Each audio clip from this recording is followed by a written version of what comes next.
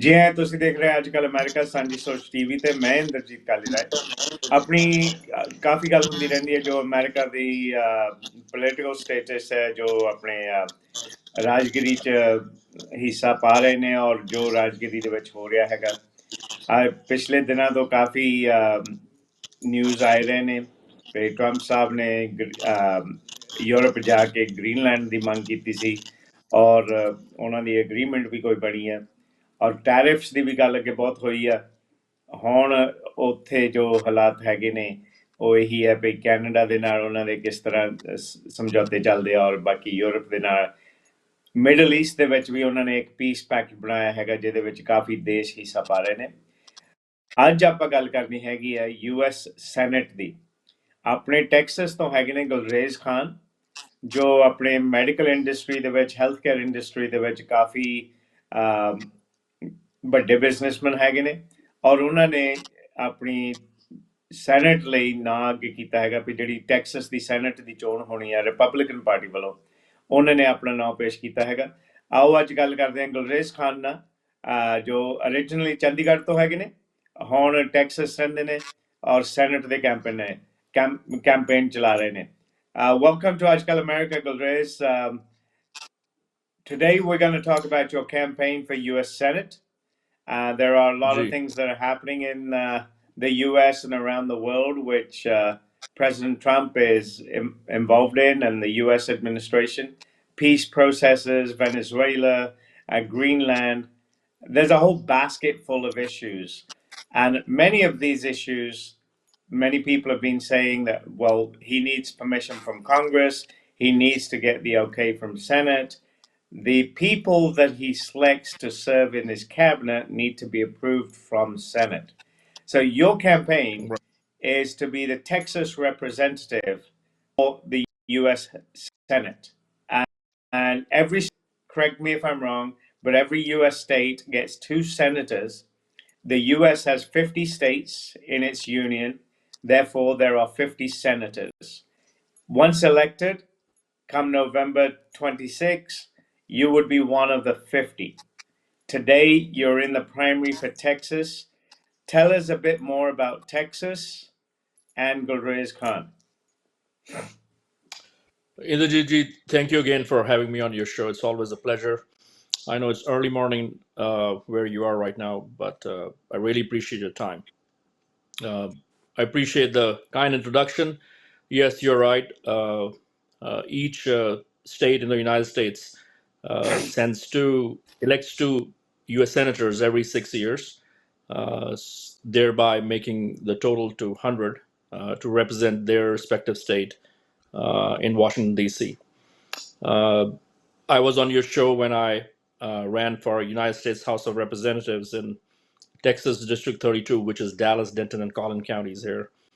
I was quite encouraged.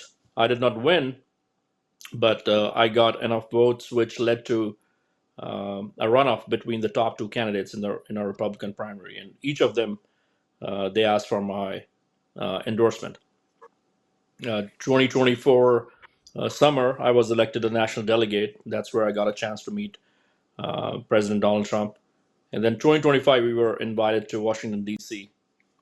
To his inauguration. So all this combined really inspired me to give a congressional run a shot again. A lot of people from District 32, they approached me, asked me if I wanted to run again. But I believe calling this time was a little different, a little bigger. So last year, I nurtured this, prayed about it, talked to my family, talked to my business partner, talked to leaders in my Republican Party here.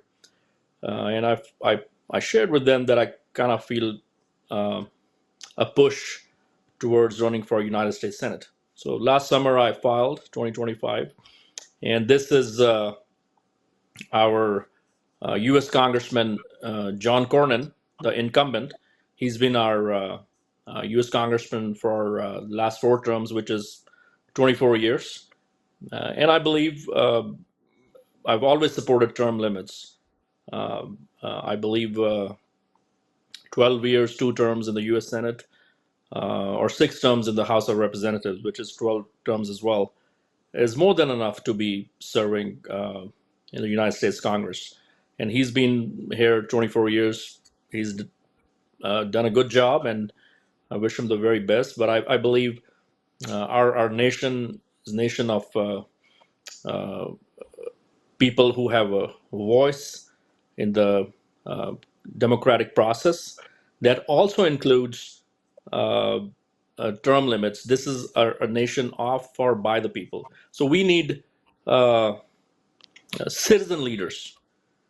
Uh, so that's why all these things combined, uh, I felt it was the right thing to do, and I've stepped in the race.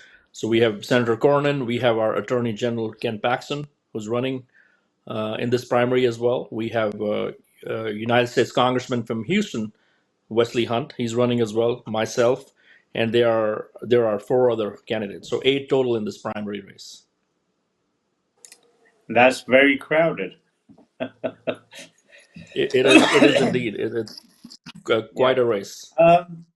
When you talk about term limits, when we look at the US House or the Senate, we find individuals like Nancy Pelosi, Senator Feinstein, who literally died in office, and have people like Chuck Schumer, and there's many more, Bernie Sanders. They're all getting close to the eighth decade, or they're in the eighth decade of life. Um, they seem to be pretty active. Many people in their 80s are very active, and their intelligence, or if we want to say, processing of the work they do, as much as it's based on staff who do the research, staff who build the documents for what you're going to say, what you're going to do, or what your interests are. I think Senator Feinstein pushed this term limits topic into reality, because not giving up the seat just meant that it had to wait for her to pass, for somebody else to be trained for it. I think, personally, I think it's better to pick up a person who you can train to be in that position, and allowing new blood. It's a corporate thing. Corporations are always building their executive staff. So why is our Senate not doing the same thing in preparing younger people to come in behind them? It seems like these 70, 80-year olds are just clogging along until they end up in the coffin. Is that a valid reason? I completely agree with you, Inderjit. Uh, like I said before, I'll give you an example. Our U.S. Congressman from District 19, he's not seeking re-election. He's relatively young. He's in his early 50s. He became our congressman in his 40s. This is his 5th term, so 10 years. And he's stepping down because, from day one, he feels, or he felt that uh, what he could give to his state, his nation, and he was the chairman of the budget committee in the U.S. House of Representatives, and he's the one, Jody Arrington. He's the one who drafted the big beautiful bill, which he did a great job. I like that kind of leadership.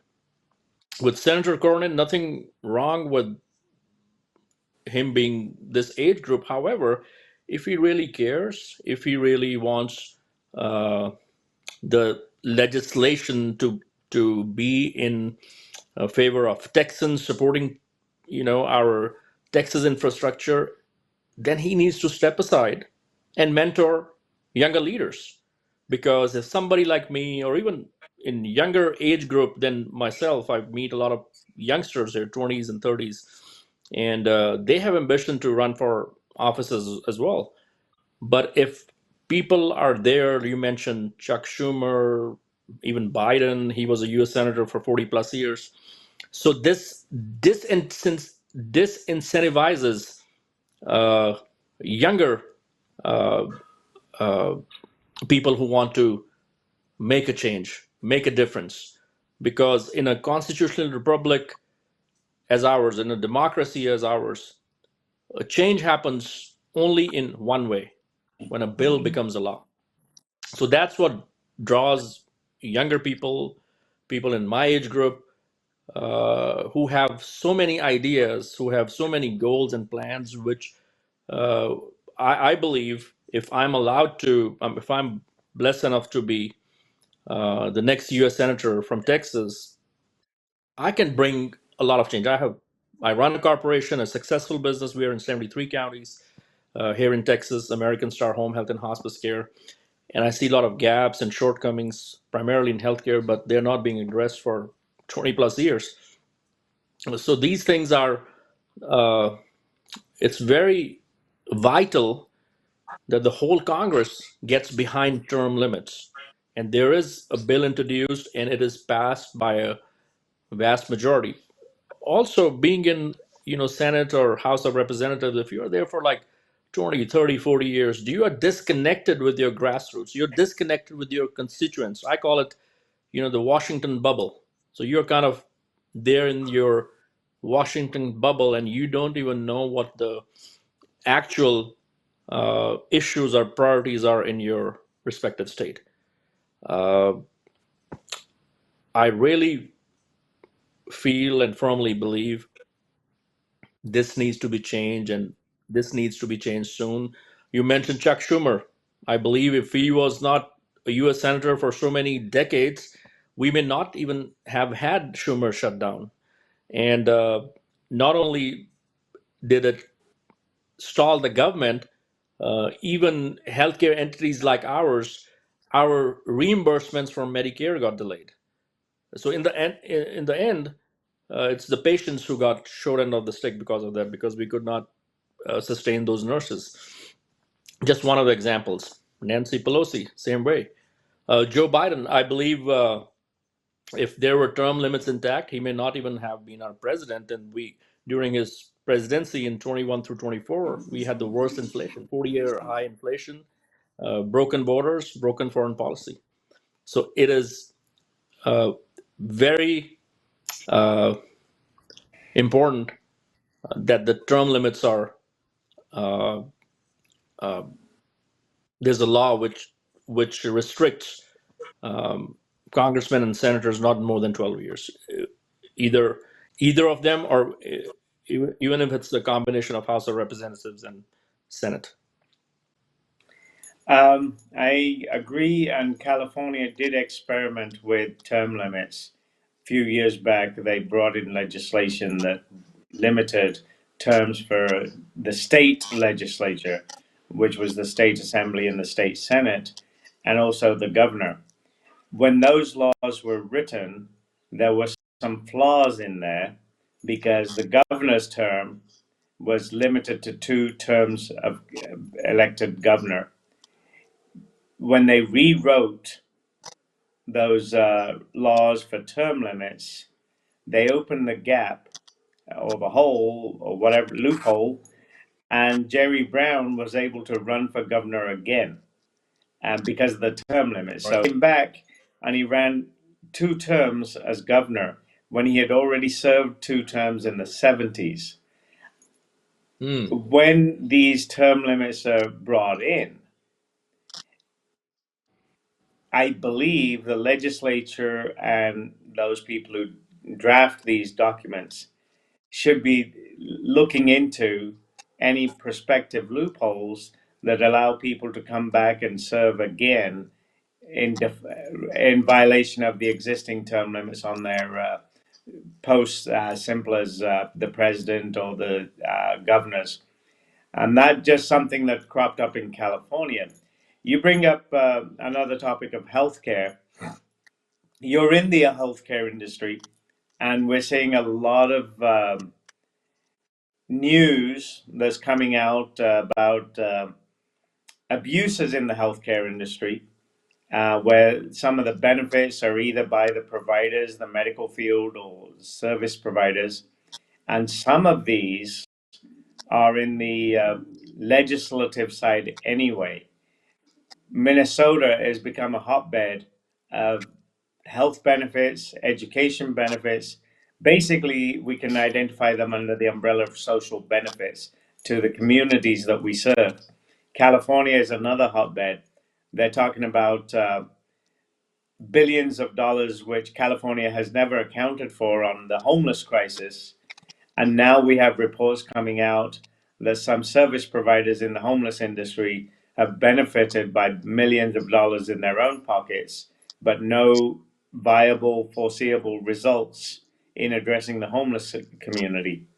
On the other side, we see services being provided to illegal immigrants. Illegal immigrants can be deemed as a big issue as it is, but there are, just like you and myself, we're immigrants. You came directly to the US, I came via England. We have worked here, we have gained our citizenship, we are now US citizens. And in your case, it qualifies you to run for elected office. The one talk that we have in there, aside from the benefit abuse, is voting. So let's address the healthcare first and then come to the voting, because there's some talk in the circles of Congress and Senate of taking away electoral rights for people like you and me. If we're not a US citizen, we can't run for election. So let's do that one after. Let's do the healthcare first. What would you raise and address in the healthcare industry, knowing that you're actually working in there and you have hands-on experience? Inderjit ji, I have 15 plus 15 plus years of experience in healthcare management. So I have managed family medicine clinics, basically primary care. I have managed wound care and hyperbaric medicine clinics. And one time I was managing a hospitalist group. I worked in hospital and surgical care systems. And for the last 5 plus years, I have been the co-owner and manage home health and hospice care here all in Texas. So I know what is happening at the grassroots. I know what the shortcomings are. I know where the gaps are, and it frustrates me. This is, of course, as America First candidate, I support term limits, continuing to keep our borders secured, peace through strength foreign policy, supporting our farmers and ranchers and military, law enforcement, education reform, uh, election integrity, and to make sure that Texas stays energy dominant. However, I'm running primarily is due to healthcare, and I have labeled it healthcare revival my way. Now, uh, in Texas, we have the highest rural population, around 5 million of Texans are live in rural areas. In the last 20 years, 25 rural hospitals in Texas have been shut down. Uh, Within the last 10 years, 108 nationwide rural hospitals were shut down, and 14 of them in Texas. And 1,000, it's around 1,100 hospitals nationwide, rural hospitals, are on the brink of shutting down, and around 105 of them are in Texas. So this is another um, pandemic, a worry, a concern, which none of the other candidates on the senatorial ballot, they don't even talk about it. So studies show each time such a rural hospital in Texas shuts down, the mortality rate in those areas goes up by 8.7%. Not only that, uh, people in those areas working in the hospital, they have lost jobs, and they are called, those areas are called hospital deserts. Similarly, rural pharmacies, people in those rural areas have to drive 70 miles just to get their basic medication. So this is unacceptable. And this needs to be addressed right away. So whenever I have been on, you know, media in the past too, and they have asked me, uh, first of all, I have this all this experience in healthcare.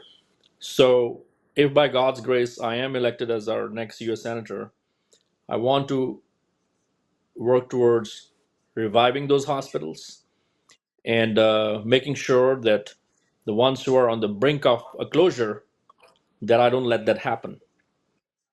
Uh, because especially our geriatric population, and in our industry in hospice care, we deal with geriatric population. They need not be treated with this unfairness. So this is primary in my healthcare revival. But again, I repeat, no other candidate even talks about it. Uh, Secondly, reimbursements, primary care, specialty care, nursing care, home based care like ours. The reimbursements we get from private insurers and Medicare Advantage plans, they do not justify the operational, the staffing costs that we have to pay. For example, if per visit reimbursement is $100, our cost for that visit, after paying the nurses and the mileage and the supplies and everything, is probably 170 or $80. And it is unfair to those providers, those facilities, because in the end, what are they going to do? Especially small healthcare companies or small clinics, uh, they are going to not take care of that patient anymore. That patient, most likely, his or her healthcare will be stranded. Again, this is not being addressed. We have so President Trump talks about uh, cutting the middlemen in the pharmacy world, the pharmacy benefit managers (PBMs). Because of them, the per medicine reimbursement uh, uh, these guys get in pharmacy is much lesser as compared to corporate pharmacies. Uh, Similarly, in facilities and clinics, uh, the the HMOs, the the salary of CEOs is probably several thousand% higher as compared to the uh, per visit reimbursement that they get. So I don't want any buddy in, especially in rural Texas, to be witnessing their only hospital being shut down in that town, and somebody having to drive several miles just to get a basic medication. And being in this uh, primary care and now in home based care, hospice care, I have, we support our nurses a lot. Many a times I've had to drive middle of the night to towns nobody may have even heard of in Texas, and you cannot even have the GPS direct you properly. So at middle of the night, I have delivered medications, supplies, and just getting there is a challenge.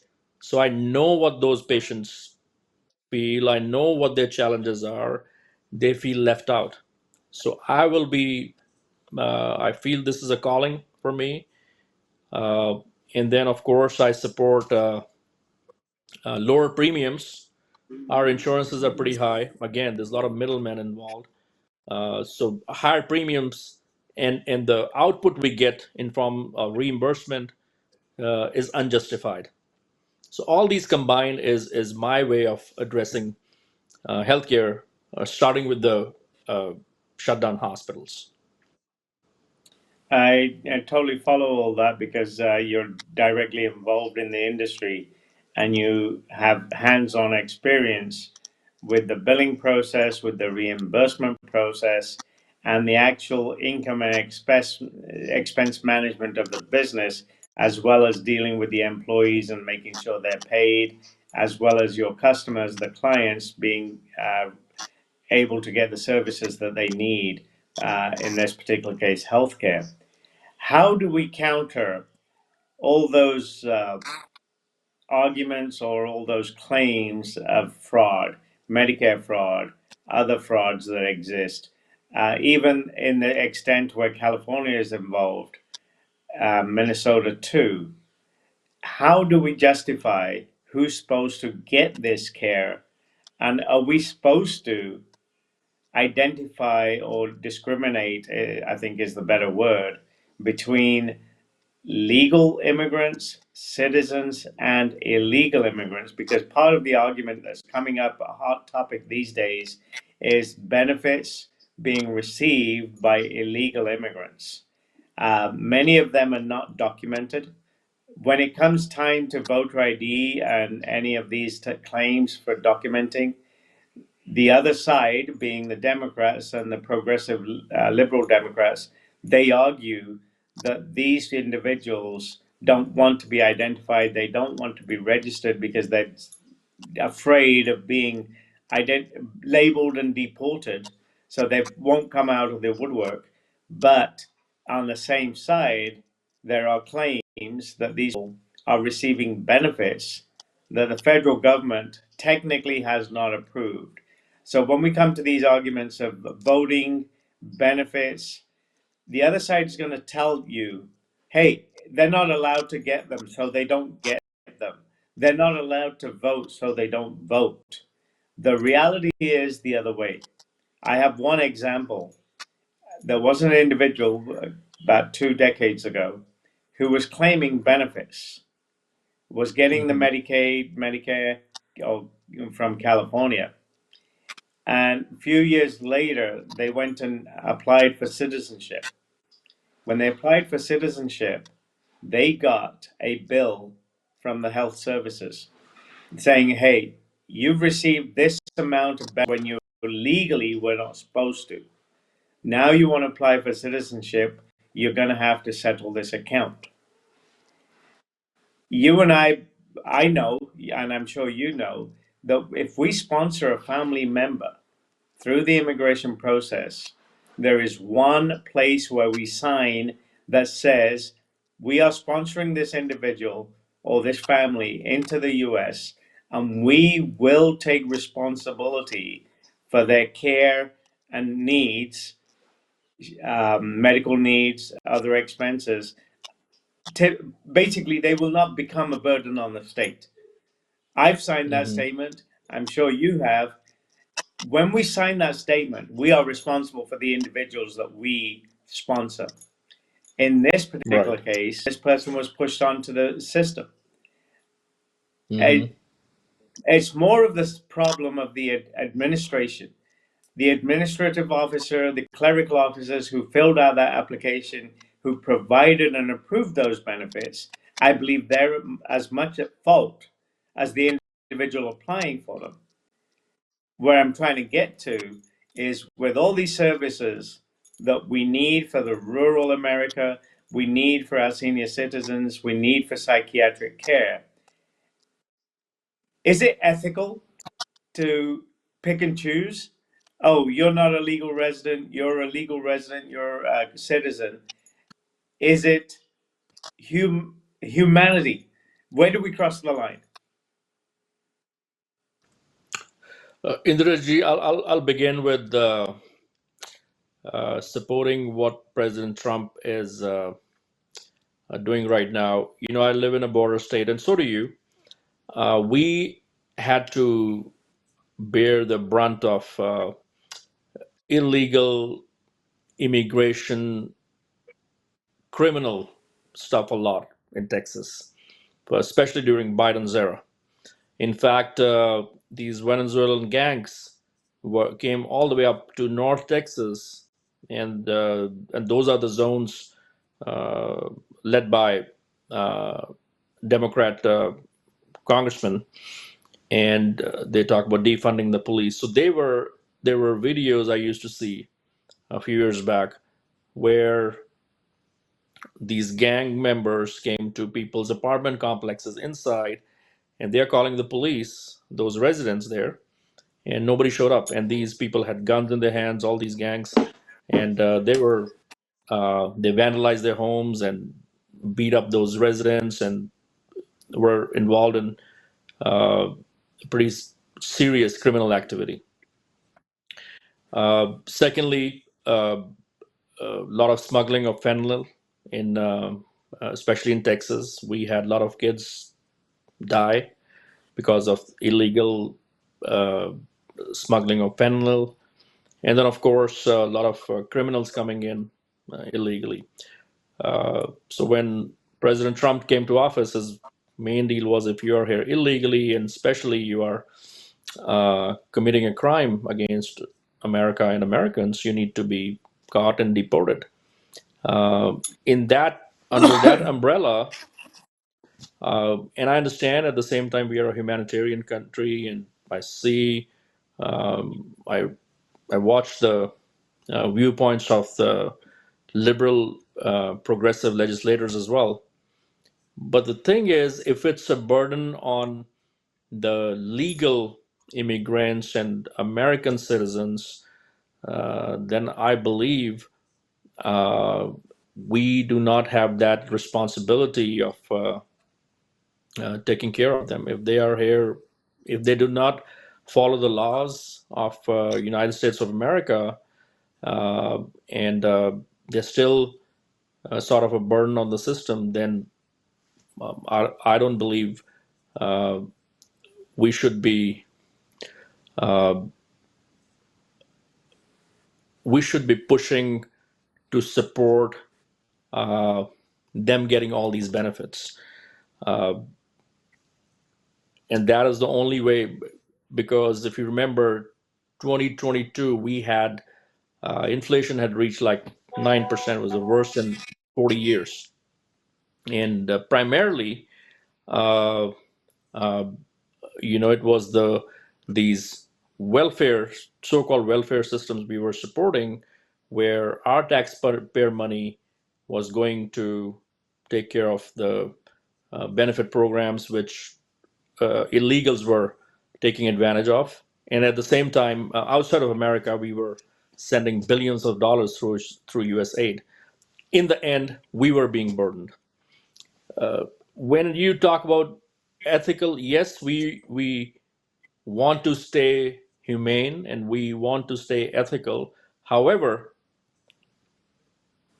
they have to follow the rule of law as well. They have to follow the legal process as well. They have to come here legally.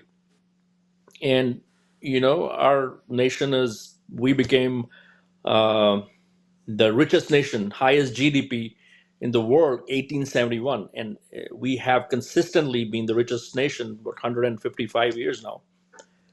So to the whole world, America is a whole world looks up to America, and pretty much everybody wants to come to this land of promise. But having said that, does that justify that people, if they want a better life and they can come here illegally, play with our system, and a lot of people do commit crimes? I don't think we should entertain any of that. And on most all of that, we do have agreement. When we talk about legality, one thing that's coming up in the current times and over the last couple of years in California, we're experiencing this extremely right as a flame that's burning hot. We have federal law, and we're talking about immigration, and we have ICE out there doing their job in Minnesota, and they were out there in California. And the media has been sensationalizing the arrests of these individuals. They're ignoring the criminal element who gets arrested by the state legal system, the law enforcement units, but then the judicial system within the states releases them and does not necessarily notify ICE about this individual. Laken Riley was one of those situations where the individual, a legal immigrant, criminal, large record, and then committed another heinous murder. There are quite a few others, not to name them all, but most recently, both in Minnesota, more in Minnesota and in California, we're experiencing this conflict between law and federal law. Immigration Right. is a federal responsibility. The federal government controls the immigration process and defining what is a legal immigrant, what is an illegal immigrant, and what the process for gaining citizenship is beyond birthright citizenship. Where we have a situation today is we have state, local PDs in definitely in Minnesota. Some eastern states are jumping to the wagon. California, they're trying to arrest ICE officers, claiming that they're acting illegally. Mm-hmm. From what I understand, federal law takes precedence, at least in the cases of where federal agencies are involved, whether it be federal healthcare, federal immigration, foreign policy. How can individual states define themselves to be higher than the federal government? Come November, you're sitting in Senate after being confirmed in January 27. Should you arise, how would you, as a U.S. Senator, respond? And I'm going to preface that with Pennsylvania Senator Fetterman. When he Mm-hmm. got elected, and Dr. Oz lost the election to him, he was getting a lot of publicity for his attire, because he would not dress like yourself in a suit and a tie. There was claims that he was not being a senatorial in his appearance. He's wearing his sweatshirts and shorts. They even Mm-hmm. legislated Senate rules to make him wear a suit, and then very soon they dropped it. That Mm-hmm. saga is over. But in the recent times, Fetterman appears to be the only sane Democrat in the House of Senate, because he has spoken up. And the latest thing I've seen is he says, if you're going to speak against the president, you're speaking against the US people.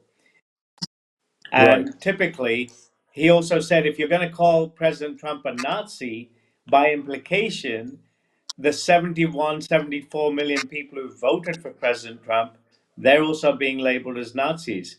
So some of his statements that have come out in recent times and addressing some of these issues that are nationwide appear to make more common sense than a lot of the rhetoric coming out of Schumer. And when the Right. shutdown, you brought up Schumer shutdown, Fetterman was one of the individuals who was saying, no, we don't want it.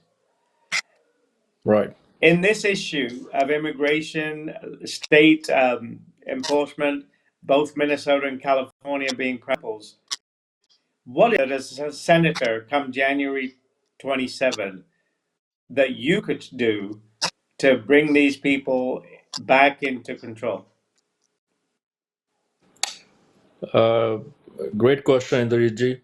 First of all, President of America, under the Constitution of our country, he has all the right to deploy federal agents when it escalates, when the issue has escalated to this level. When he ran for president, and he had this was one of his priority issues, because we have a lot of crimes being committed by illegal immigrants, and he had told them that if he gets elected, he is going to, uh, especially in states like Minnesota, he's going to deploy ICE, and if they find them to be uh, illegal, they're going to arrest and deport them, and that's what the ICE officers are doing now.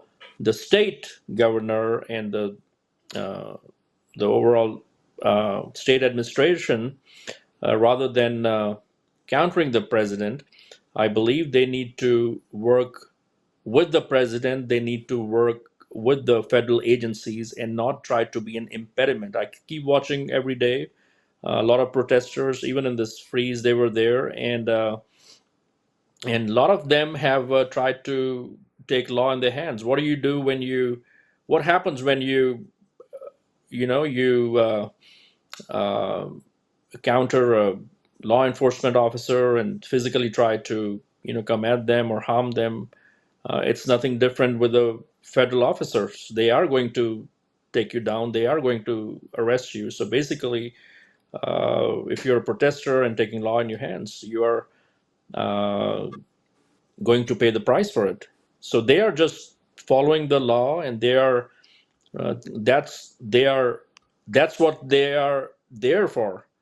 Uh, and the liberal left trying to sensationalize it and making it a basis to uh, make President Trump look bad. I don't think it falls in their own interest as well. I believe they need to uh, uh, get with these federal agencies. They need to get with the president and uh,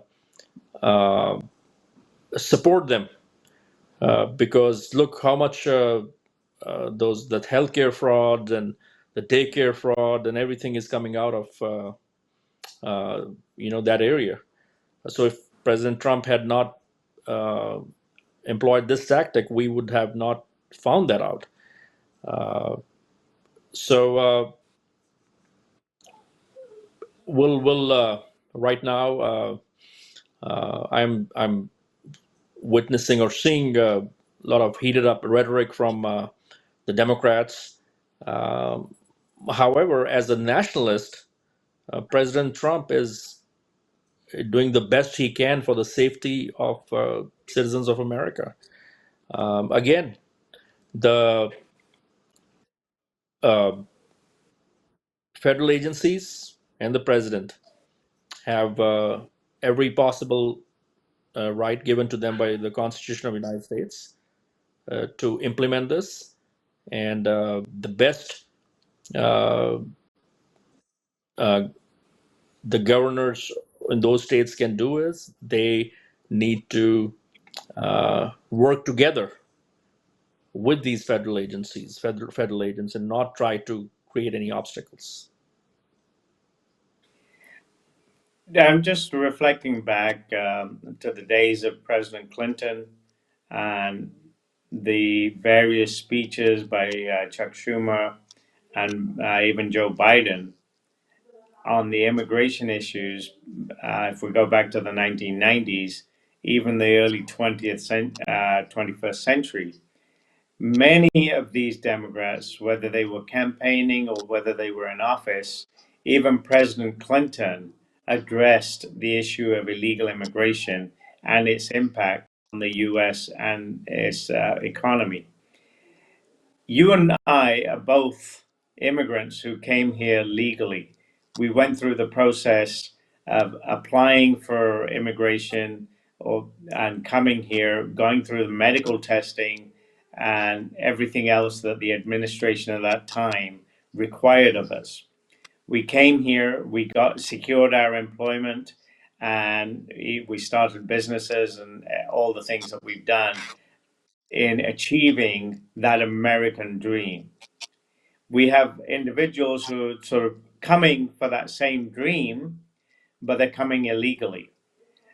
And the definition of illegal is a very fluid one, because if we go back to the 18th century, people were coming here, they were settling here. There was no definition of what is illegal immigration.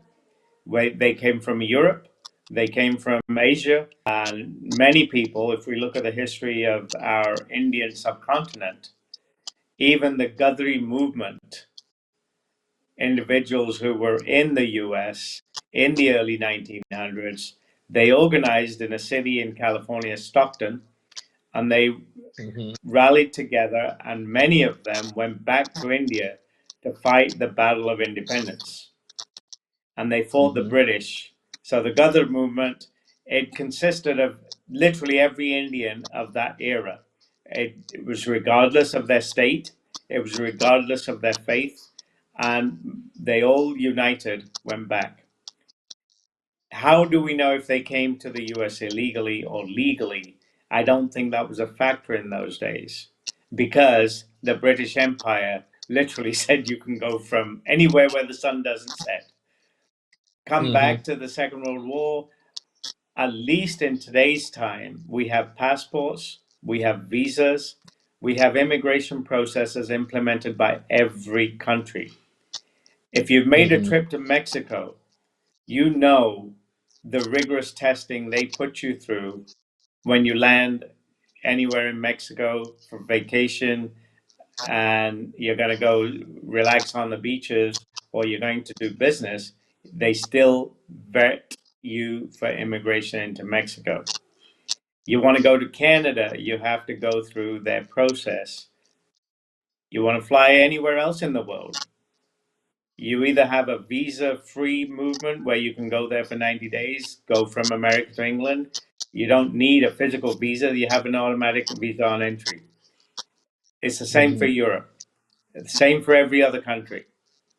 If all these countries have visas and passport processes for controlling immigration into their countries, why can't the Americans implement those same rules and secure their same borders?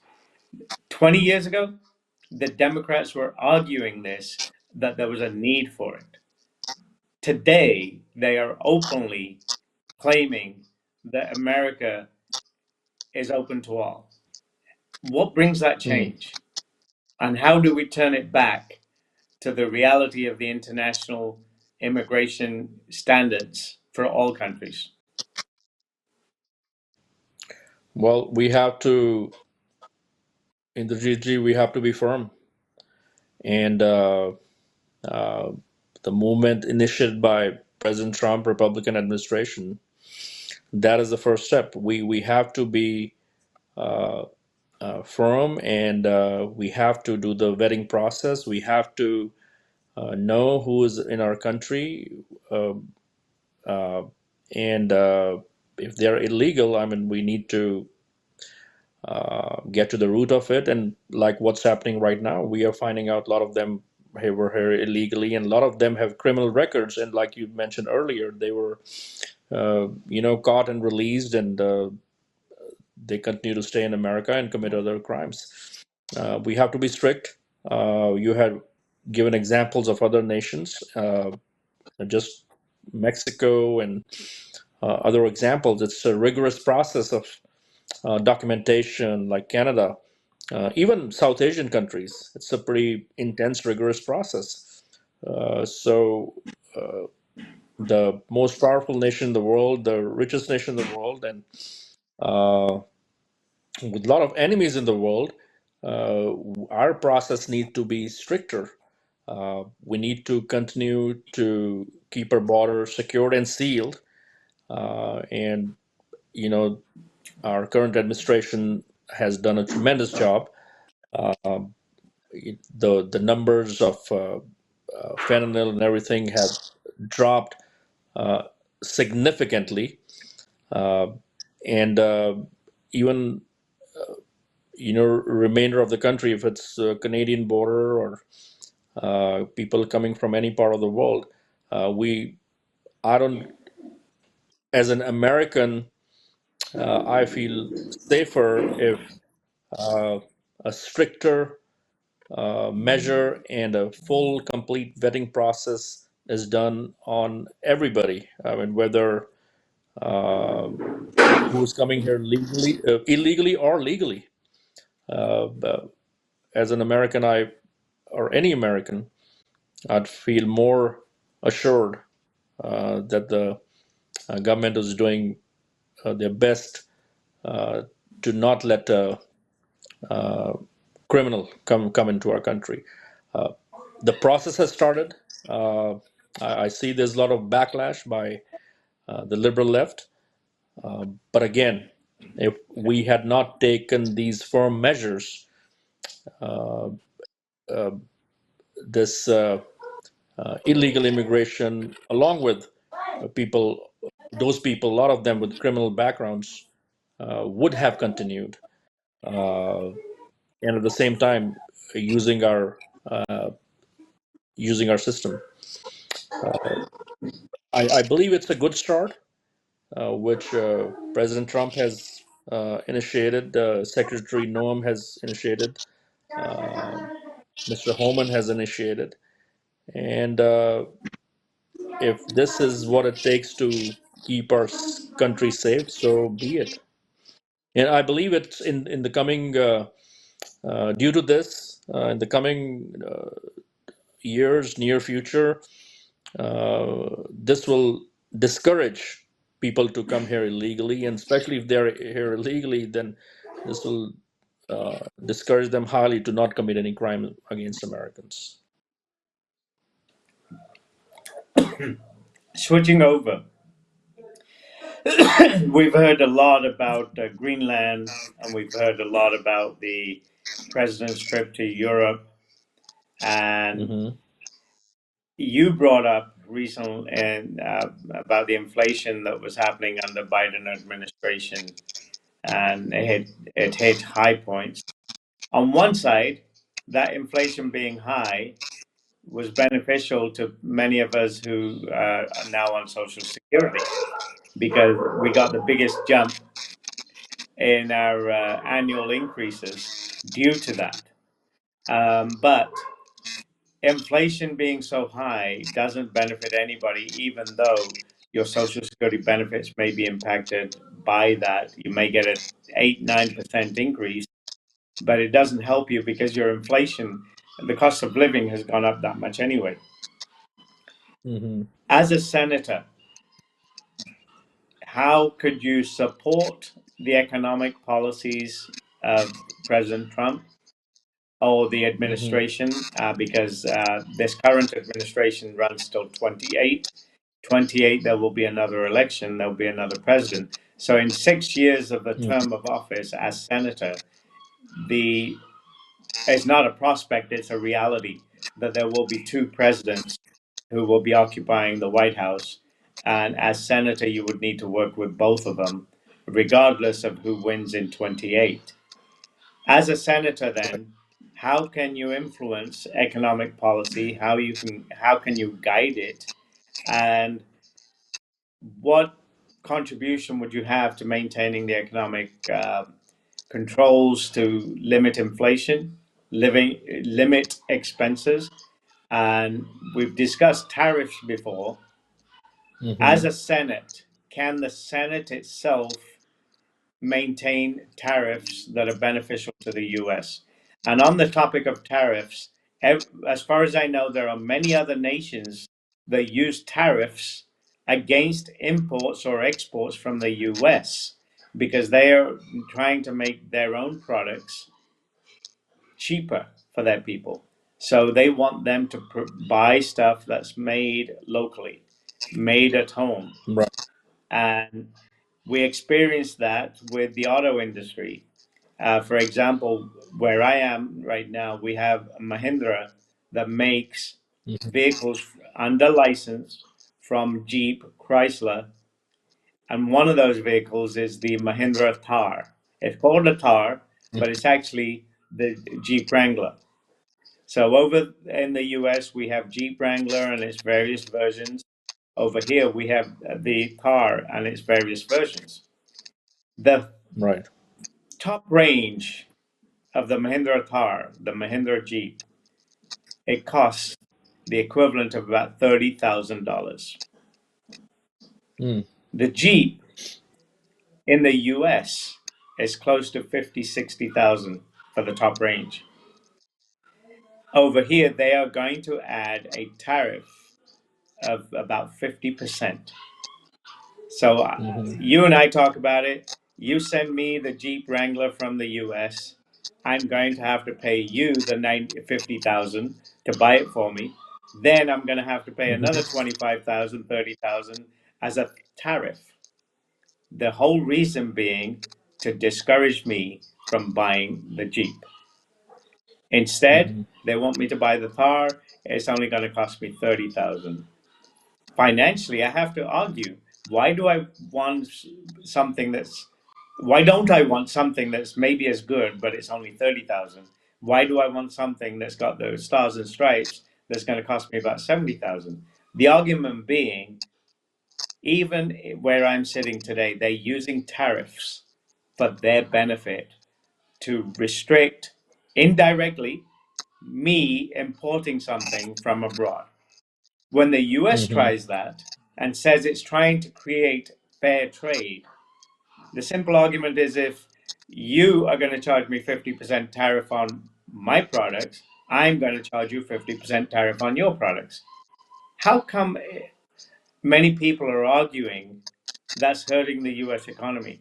I believe, yes, if we're importing from China and we add a tariff to it, my Chinese product is going to go up, just like my Jeep Wrangler from the US. But if the intent is to bring production, manufacturing back to the US, are tariffs not a benefit? Uh, in the GG, uh, you have mentioned that we have talked about reciprocal tariffs before, and you had me on your show regarding my book on reciprocal tariffs. Uh, Firstly, I'll talk about economy in general a little bit. We have it's a good start. From about 9% during Biden, now we are United States inflation rate. I checked this morning was 2.7%. This is this is a great leap just within 1 year.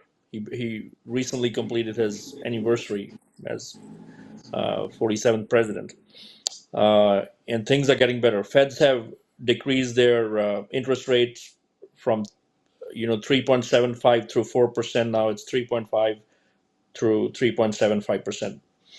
This is amazing improvement just within a year. And grocery prices, uh, everything is uh, getting more economical, and in time, uh, it will get better and better the way things are going in our economy. Now, uh, I see a lot of politicians argue reciprocal tariffs, but again, all these decades, we never had a level playing field. I used to hear, some years ago, people who do business from United States to China, they said, Gus, not only do we have to pay a high tariff rate, we have to share our technology with them as well. Uh, America had been paying 33% of budget of United Nations every year, uh, money going out through U.S. aid. So all these decades, we were taken undue advantage. Uh, so of course, uh, we have to revive our manufacturing, be it automobiles, be it steel. Now we are building AI data centers throughout the United States. We have to be leading in AI as well, not relying on Taiwan and other nations for semiconductors. Uh, this the level playing field, and you had mentioned it is to encourage manufacturing coming back to the United States. The process has started. Now, in my book, I had mentioned in the Midwest, especially due to uh, offshoring, uh, hundreds of thousands of our fellow Americans lost their jobs, um, especially steel manufacturing, auto manufacturing being taken out of United States. And those towns are ghost towns now. They're deserted. So getting those businesses, manufacturing plants back to the United States, uh, and nobody's expecting that our current administration and the president has some kind of magic wand that uh, it will not affect our pockets. It does, but at the same time, if you are a true American, can you support our current leadership and believe in them? And results are showing. Like inflation is 2.7%. Texas is probably even lower than that.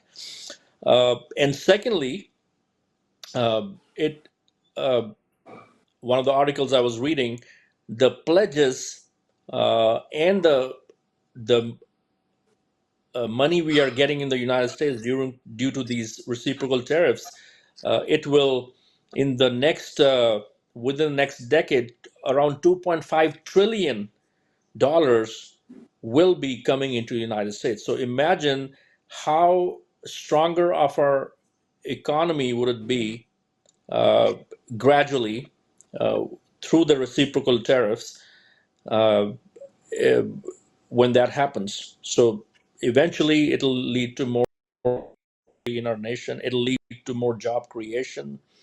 Uh, and initially, I feel the backlash was much more, but and I'm witnessing people are understanding the reasoning, the thought process behind it.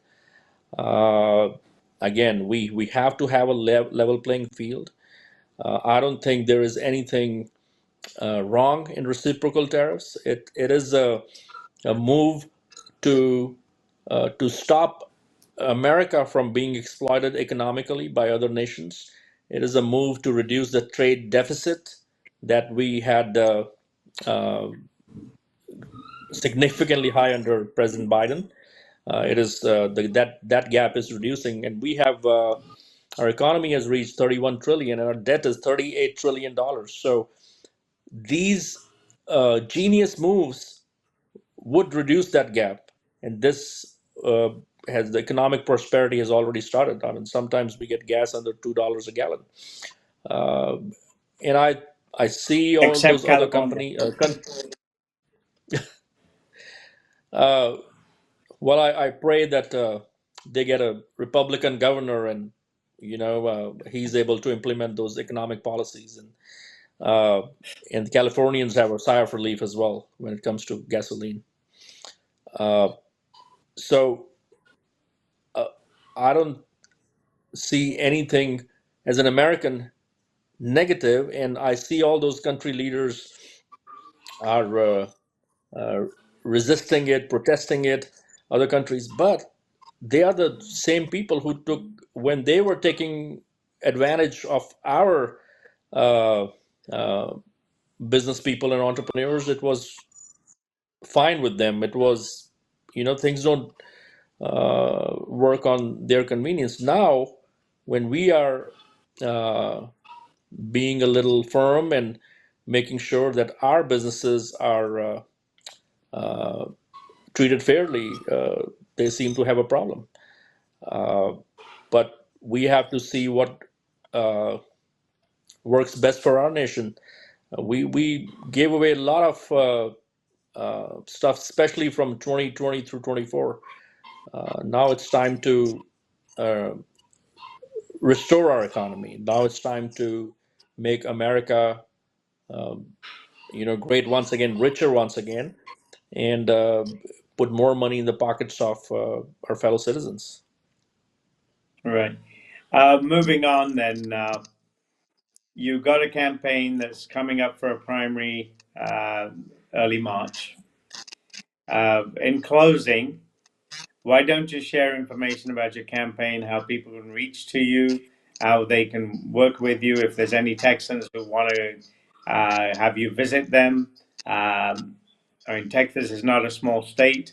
So basically, anybody across the US can help you, contribute to your Right, campaign. And right. Texans can call you to spread the word and help Texans get behind you. So for the next few minutes, seconds, why don't you share that campaign information? Absolutely. Now, again, Inderjit, thank you for being on allowing me to be on your show. It's always a pleasure. And my message to fellow Americans, fellow Texans is I'm a small business owner. I am running for the everyday person. Our healthcare, especially our hospital system in rural Texas, has been a disaster. So I'm the only candidate on this platform with over 15 years of healthcare management experience. So I know where the gaps are, and I feel this is a calling, and I have stepped up to address it and to bring a change.